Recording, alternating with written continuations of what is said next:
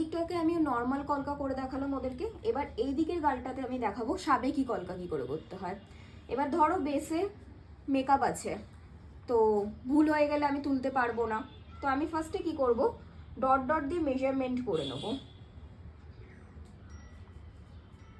একদম হালকা হালকা ডট দেবো, হ্যাঁ, যাতে মেজারমেন্ট ক্রিয়েট হয়ে যায়।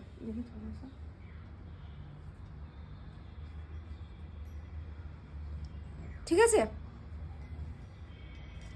আর সাবেকি কলকার লাইনটা চেষ্টা করবে গাল অব্দি টানা, তার কারণ হলো ওই কলকাটা কিন্তু গাল অব্দি ডিরেক্ট টানলেই বেশি ভালো লাগে দেখতে। তো এবার যেহেতু লাইন ক্রিয়েট হয়ে গেছে, তো ডটসটা ক্রিয়েট হয়ে গেছে, লাইনটা টানতে আমার সুবিধা হবে।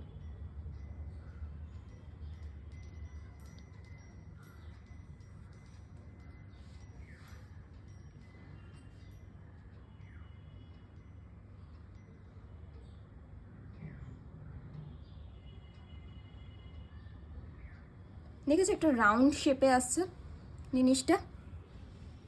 এবার আমি ডবল লাইনও করতে পারি বা এরকম সিঙ্গেল লাইনও রাখতে পারি, বাট আমার মনে হয় যে বেটার সবসময় ডবল লাইনটা রাখলে বেশি সুন্দর লাগে জিনিসটা দেখতে। এই লাইনটা মোটা হবে আর এর নিচ থেকে একটা লাইন হবে যেটা খুবই সরু।